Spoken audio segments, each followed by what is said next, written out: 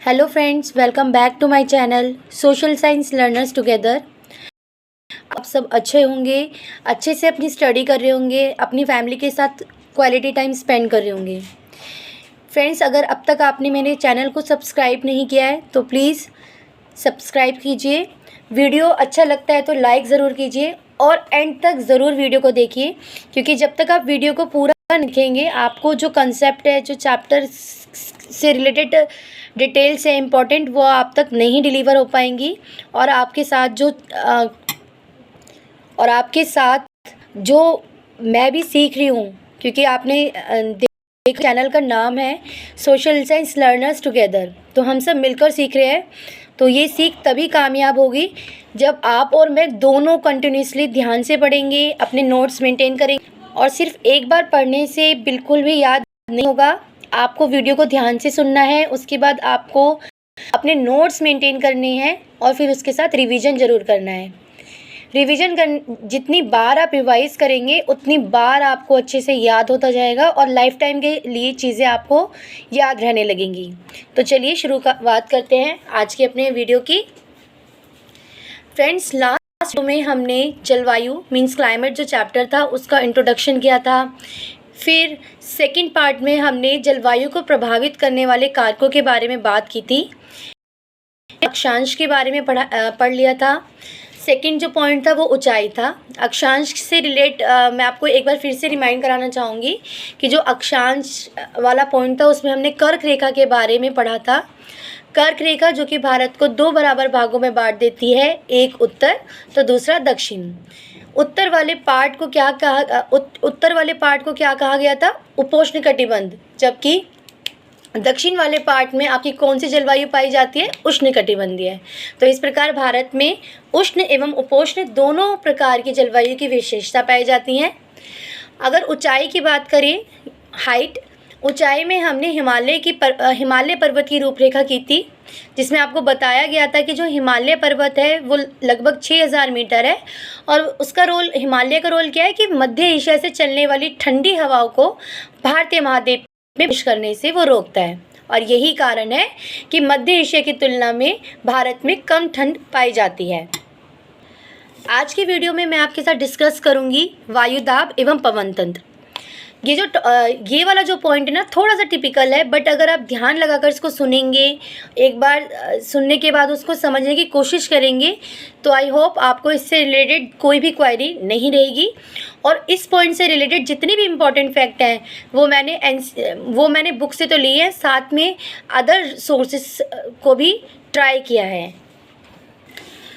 तो वायुदाब एवं पवन तंत्र में जो भारत है उसकी जलवायु एवं उससे जुड़ी हुई जो भी वो निम्नलिखित वायुमंडल अवस्थाओं से संचालित होता है। जो हमारी जलवायु है ना, और उससे जुड़ी जो भी अवस्थाएं हैं उस पर तीन वायुमंडलीय अवस्थाओं का प्रभाव पड़ता है। जैसे पहला है वायुदाब एवं धरातलीय पवनें, दूसरा है ऊपरी वायु परिसंचरण, तीसरा है पश्चिमी चक्रवाती विक्षोभ एवं उष्ण चक्रवर्तीय चक्रवात। फ्रेंड्स, यहाँ पर आपको ध्यान देने वाली बात क्या है कि जो तीन कंडीशन है वायुदाब एवं पवन तंत्र में, उनके नाम आपको अच्छे से याद होने चाहिए, क्योंकि पूछ सकते हैं आपको कि कोई चार दे देंगे और उसमें से एक ऐसा दे देंगे जो कि नहीं होगा, या हो सकता है कि कोई तीन ऑप्शन अलग दे दे और एक इनमें से होगा, तो उसको आपको फाइंड आउट करना होगा। तो आपको फिर से रिपीट करा रही हूँ, वायुदाब एवं धरातलीय पवनें, ऊपरी वायु परिसंचरण और पश्चिमी चक्रवाती विक्षोभ एवं उष्णकटिबंधीय चक्रवर्तीय चक्रवात। सबसे पहले हम बात करते हैं वायुदाब। फ्रेंड्स, वायुदाब क्या होता है कि जो पृथ्वी की सतह होती है ना, जो बेस होता है, उस पर वायु के भार द्वारा लगाया गया जो दाब होता है। ध्यान से सुनिएगा एक बार फिर से कि पृथ्वी की सतह पर वायु के भार द्वारा लगाया गया जो दाब है, जो प्रेशर है, उसको हम क्या कह रहे हैं? वायुदाब। तो यहाँ पर हमें सबसे पहले किसके बारे में पता चला? वायुदाब के बारे में। अब हम देखते हैं कि वायुदाब एवं धरातलीय पवनों का जलवायु से क्या कनेक्शन है। भारत जो उत्तर पूर्वी व्यापारिक पवनों वाले इलाके में स्थित है, आपको जो भारत है वो कहाँ पर स्थित है? उत्तर पूर्वी। आप इसको अंडरलाइन कीजिएगा, उत्तर पूर्वी व्यापारिक पवनों यानी कि ट्रेड वाइंड्स वाले इलाके में स्थित है। अब यहाँ पर जिन लोगों को पता नहीं है कि व्यापारिक पवनें क्या होती हैं, उन्हें मैं बताना चाहूँगी। उपोष्ण उच्च वायु दाब से भूमध्य रेखीय निम्न वायु दाब कटिबंध की उड़ने वाली पवनों को व्यापारिक पवनें कहते हैं। आपको यहाँ पर ये ध्यान रखना है कि जो व्यापारिक पवनें होती हैं वो कहाँ से कहाँ तक चलती हैं, वो चलती हैं उपोष्ण उच्च वायु दाब से, और उपोष्ण उच्च वायु दाब से चलकर कहाँ पर पहुँचती हैं, भूमध्य रेखीय निम्न वायु दाब कटिबंध की ओर चलती हैं। इसीलिए इनको हम क्या कहते हैं, व्यापारिक पवनें कहते हैं। व्यापारिक पवनों से रिलेटेड मैं आपको कुछ फैक्ट्स बताना चाहूँगी। पहला कि जो व्यापारिक पवनें हैं वो दक्षिण की तरफ बहती हैं। 1 मार्क के लिए इम्पॉर्टेंट है कि व्यापारिक पवनें कहाँ पर बहती हैं। तो आपको पता होना चाहिए इनकी जो डायरेक्शन है, जो इनकी दिशा है, वो किधर की तरफ की बहती है, दक्षिण की तरफ बहती है। लेकिन वहीं पर अगर हम उत्तरी गोलार्ध की बात करेंगे तो उत्तरी गोलार्ध में जो इनकी दिशा है वो उत्तर पूर्व से दक्षिण पश्चिम में तथा दक्षिणी गोलार्ध में दक्षिण पूर्व से उत्तर पश्चिम की तरफ होती है।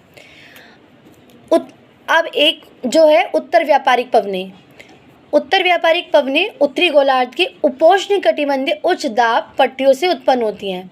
यहाँ पर भी यही पूछा जा सकता है कि जो उत्तर पूर्वी व्यापारिक पवनें हैं वो कैसे उत्पन्न होती हैं। तो आपको पता होना चाहिए कि जो उत्तर पूर्वी व्यापारिक पवनें हैं वो उत्तरी गोलार्ध के उपोष्ण कटिबंधीय उच्च दाब पट्टियों से उत्पन्न होती हैं। आप देख रहे हैं कि अगर आप एनसीईआरटी की बुक लेंगे ना तो आपको पता चलेगा कि कोई भी ऐसा फैक्ट नहीं है जो कि आपको मेरे नोट्स में नहीं मिलेगा। आपने अगर वीडियो को अच्छे से देख लिया है तो आपको अगर मन करे तो आप बुक को उठा सकते हो, उसको देख सकते हो। अदरवाइज़ आप नोट्स बनाइए और नोट्स को ही ध्यान से बार बार पढ़िए। और अगर आपको लगता है, आपको ट्रस्ट है, तो फिर इन नोट्स को बार बार रिवाइज़ करिए और आपको बेनिफिट ज़रूर मिलेगा। अब हमने जो बात करी थी वायु दाब की, उसमें एक और इम्पॉर्टेंट फैक्ट है कोरियोलिस बल का। अब सबसे पहले तो हमें यही पता होना चाहिए कि कोरियोलिस बल क्या होता है। जो पृथ्वी के घूर्णन के चलते, जब आपको पता है कि पृथ्वी की 2 गतियाँ होती हैं, एक होता है घूर्णन और एक होता है परिक्रमण। तो घूर्णन क्या होता है कि जब पृथ्वी अपने अक्ष पर घूमती है। कैसे घूमती है? जब पृथ्वी अपने अक्ष पर घूमती है तब हम उसको क्या कहते हैं, घूर्णन कहते हैं। तो जो कोरियोलिस बल में आपको यहाँ पर एक बात बताना चाहूँगी कि ये जो क्वेश्चन है DSSB 2018 के पेपर में आया था कि जो कोरियोलिस बल की गति होती है वो किस गति के कारण होती है, पृथ्वी की कौन सी गति के कारण होती है, घूर्णन। ठीक है, तो जो पृथ्वी के घूर्णन के चलते उत्पन्न आभासी बल को हम कहते हैं कोरियोलिस बल। लेकिन अब कोरियोलिस बल के कारण क्या है, या फिर आपको यहाँ पर इसका क्या कनेक्शन है। जब पवनें उत्तरी गोलार्ध में दाईं ओर तथा दक्षिणी गोलार्ध में बाईं ओर विक्षेपित हो जाती है, यानी कि आप देख रहे हो जो पवन एक तरफ उत्तरी गोलार्ध में दाईं ओर चली गई और दूसरी तरफ कहाँ हो गई, वो बाईं ओर हो गई। तो इस कंडीशन को हम क्या भी कहते हैं, फेरेल का नियम। और ये किसके अंडर है, कोरियोलिस बल के में ही। ठीक है, कोरियोलिस बल में क्या बताया, पवनें उत्तरी गोलार्ध में दाईं ओर विक्षेपित हो जाती हैं, वहीं दक्षिणी गोलार्ध में बाईं ओर। तो जो फोर्स होगा, जो नियम होगा, उसको हम क्या कहेंगे, फेरेल का नियम। व्यापारिक पवनें, जो कि व्यापारिक पवनों का क्या रोल है अब जलवायु में, कि जो व्यापारिक पवनें होती हैं ना वो दक्षिण की तरफ बहती हैं और उसके बहने का कारण है कोरियोलिस बल। कोरियोलिस बल के कारण दाहिनी ओर होकर विषुवतीय निम्न दाब वाले इलाकों की तरफ बहती हैं। यहाँ पर एक फैक्ट मोस्ट इम्पॉर्टेंट है कि जो निम्न दाब वाले इलाकों में पवनें बहती है ना, उन पवनों की सबसे बड़ी खासियत क्या है, विशेषता क्या है, कि उन पवनों में नमी बहुत कम होती है और इसी कारण स्थलीय हिस्सों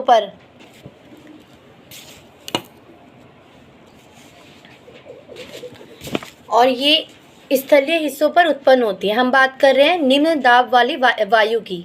ठीक है, आपको क्या बताया कि इनमें नमी की मात्रा कम होती है और नमी की मात्रा कम होने के कारण ही इन पवनों के द्वारा वर्षा कम और या फिर ना के बराबर नहीं होती है। वायुदाब वाले पोर्शन में ही आपको एक चीज़ और होती है कि जो भारत का वायुदाब है या पवन एवं पवन तंत्र जो है वो अद्वितीय क्यों है। ठीक है, इसके बहुत सारे रीजंस हैं जिनको डिटेल्स में आपको पढ़ना होगा। सबसे पहला कि जो शीत ऋतु होती है उसमें हिमालय के उत्तर में उच्च दाब होता है। यहाँ पर हम कौन सी सीज़न की बात कर रहे हैं, शीत ऋतु की। ठीक है, और आप देखेंगे कि जो शीत ऋतु होता है इसमें हिमालय के उत्तर में यानी कि नॉर्थ में उच्च दाब होता है। वहीं क्या इसकी वजह से क्या हो जाता है कि इस क्षेत्र की जो ठंडी हवाएं हैं वो दक्षिण में निम्न दाब वाले महासागरीय क्षेत्र के ऊपर बहती हैं। यहाँ पर क्या हो रहा है कि जो आपका हिमालय है, हिमालय में क्या हो रहा है शीत ऋतु में कि उसके उत्तर में उच्च दाब होता है और इसी क्षेत्र की जो ठंडी हवाएं वो दक्षिण में निम्न दाब वाले महासागरीय क्षेत्र के ऊपर बहती हैं। और ग्रीष्म ऋतु में क्या हो जाता है, ग्रीष्म ऋतु में वायु की दिशा पूरी तरीके से बदल जाती है, चेंज हो जाती है। शीत ऋतु में कहाँ पर थी, उच्च दाब वाले क्षेत्र में, नॉर्थ में, लेकिन ग्रीष्म ऋतु में क्या हो रहा है, वो पूरी डायरेक्शन को अपनी चेंज कर रही है। ग्रीष्म ऋतु में वायु दक्षिण में स्थित हिंद महासागर के उच्च दाब वाले क्षेत्र से, यानी कि अब वो किधर की तरफ पहुँच गए, साउथ की तरफ। साउथ में कहाँ पर, उच्च दाब वाले क्षेत्र से दक्षिण पूर्वी दिशा में बहते हुए विषुवत वृत्त को पार कर उसका जो लेफ्ट साइड होता है वहाँ पर मुड़ते हुए भारतीय उपमहाद्वीप पर स्थित दाब की तरफ बहने लगती है। और आपको पता है इन्हीं पवनों को दक्षिण पश्चिम मानसून भी कहते हैं। एक बार फिर से मैं आपको रिपीट कर रही हूँ कि हिमालय में क्या होता है ना कि शीत ऋतु में जो पवनें होती हैं उत्तर में उच्च दाब पर होती हैं। अब वो क्षेत्र की जो ठंडी हवाएं होती हैं वो दक्षिण में निम्न दाब वाले महासागरीय क्षेत्र के ऊपर बहती हैं। वहीं पर जो ग्रीष्म ऋतु होती है, समर सीज़न जो होता है, वहाँ पर पूरी तरीके से अपनी डायरेक्शंस को चेंज कर लेती हैं और वहाँ पर जो पवनें बहती हैं दक्षिण पूर्व दिशा में बहते हुए विषुवत वृत्त को पार कर दाहिनी यानी कि लेफ्ट की तरफ मुड़ते हुए जब वो भारतीय उपमहाद्वीप में प्रवेश करती हैं, प्रभावित होती हैं, तब हम इन्हीं पवनों को दक्षिण पश्चिम मानसून भी कहते हैं। फ्रेंड्स, इसी का एक और आगे पार्ट जो आप पढ़ेंगे वो होगा जेट धारा का। जेट धारा मोस्ट इम्पॉर्टेंट पॉइंट है और इससे रिलेटेड भी जितनी इम्पॉर्टेंट फैक्ट्स मैं आपको बता सकती थी उतने सारे बताने की आपको कोशिश की है। तो जेट धारा जो होती है सबसे पहले तो वो क्षोभमंडल में स्थित होती है। क्षोभमंडल आपको पता है कि जो हमारा वायुमंडल होता है उसकी 7 परतें होती हैं, उसमें से एक होता है क्षोभमंडल। ठीक है, वायुमंडल की सबसे निचली परत को क्या कहते हैं, क्षोभमंडल कहते हैं। आपको क्षोभमंडल की विशेषता भी पता है कि अगर क्षोभमंडल नहीं होगा ना तो वहाँ जलवाष्प नहीं होगा, और आप जानते हैं अगर जलवाष्प नहीं होगा तो ना मौसम में परिवर्तन होगा, ना हवाओं का, और ना ही जलवायु में ही कोई परिवर्तन होगा। फ्रेंड्स, मैं आपको बार बार बोलूँगी कि प्लीज़ अगर आपको वीडियो अच्छा लग रहा है तो लाइक ज़रूर कीजिए, शेयर ज़रूर कीजिए, और साथ में अगर आपने मेरे चैनल को अभी तक सब्सक्राइब नहीं किया है तो सब्सक्राइब करना मत भूलिए, क्योंकि अगर वीडियो अच्छी लग रही है तो आप चाहोगे आगे भी मेरी वीडियोस के थ्रू स्टडी करना, लेकिन वो आप तभी कर पाएंगे जब आप सब्सक्राइब करेंगे, क्योंकि तभी आपको टाइमली जितने भी नोटिफिकेशन होंगे वो मिल पाएंगे। तो हम बात कर रहे थे क्षोभमंडल की, कि बताया गया कि जो जेट धाराओं की जो जेट धारा होती हैं वो क्षोभमंडल में स्थित होती हैं, और उसकी कितने अक्षांश पर, 27 डिग्री से 30 डिग्री उत्तरी अक्षांशों के मध्य में, ठीक है, कि मिड में ये स्थित होती हैं। और इसीलिए जेट धारा का दूसरा नाम क्या कहा जाता है, उपोष्ण कटिबंधीय पश्चिमी जेट धारा।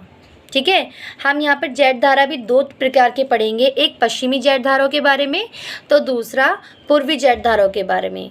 अभी मैंने सबसे पहले तो आपको बताया जो जेट धारा होती है वो कहाँ पर स्थित होती हैं, क्षोभमंडल में।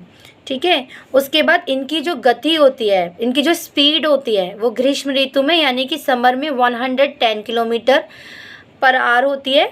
अगर विंटर की बात करें, सर्दियों की बात करें, तो वहीं जो स्पीड होती है वो 184 किलोमीटर पर आवर होती है।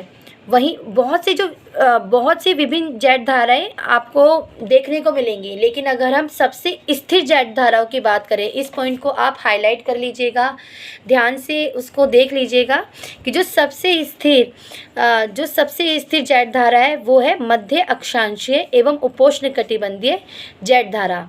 इसको आप हाईलाइट कर लीजिए। जेट धाराओं के बारे में फिर से आपको रिपीट कराना चाहूँगी, क्योंकि अगर देखो हम बार बार किसी चीज़ को जो टिपिकल है उसको बार बार सुनते हैं तो वो हमें समझ में आता है, और जहाँ से हमें पता है कि क्वेश्चन आ सकते हैं, बन सकते हैं, तो उसके लिए अगर हम कुछ ज़्यादा एफर्ट्स करें तो उसमें कोई प्रॉब्लम नहीं है। तो यही बताया कि जो जेट धारा है वो क्षोभमंडल में स्थित होती है और पश्चिमी हवाएं होती हैं उसमें।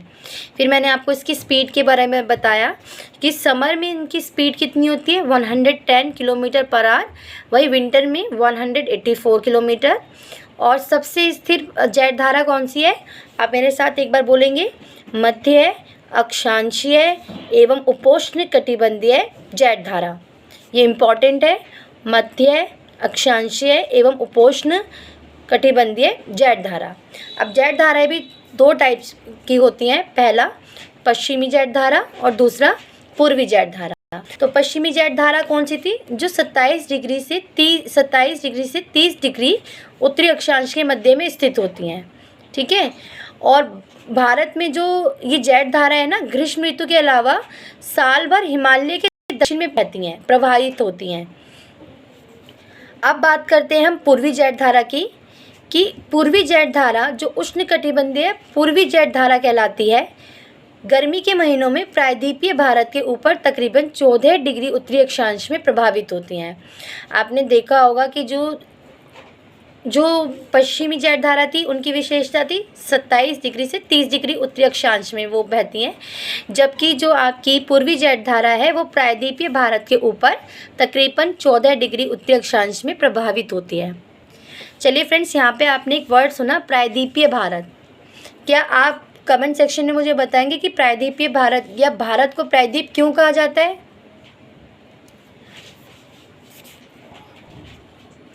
देखिए, आप मैप में देख रहे होंगे, जो स्काई ब्लू कलर होता है मैप में, मानचित्र में, वो किसको दर्शाता है?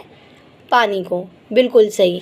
आप देख रहे हैं कि जो हमारा भारत है वो 3 ओर से जल से घिरा हुआ है। यहाँ पश्चिम में, ठीक है, यहाँ पर आपका दक्षिण पूर्व में, यहाँ दक्षिण पश्चिम में, और यहाँ दक्षिण में, ठीक है। 3 ओर जल से घिरा हुआ है, एक यहाँ पर, यहाँ और यहाँ। और जो क्षेत्र 3 ओर से जल से घिरा होता है उसको हम क्या कहते हैं? प्रायद्वीप। इसीलिए भारत क्या है? एक प्रायद्वीपीय देश है। तो यहाँ पर जो हमारा पॉइंट था वायुदाब एवं पवन तंत्र का, वो ख़त्म होता है, और आगे जो हम कल करेंगे वो पढ़ेंगे हम भारतीय मानसून के बारे में। फ्रेंड्स, अगेन आपसे रिक्वेस्ट है कि प्लीज़ वीडियो को शेयर, लाइक एंड कमेंट करना मत भूलिएगा, और मिलते हैं हमारे कल के वीडियो में। Thank you. तब तक के लिए स्टे हेल्दी।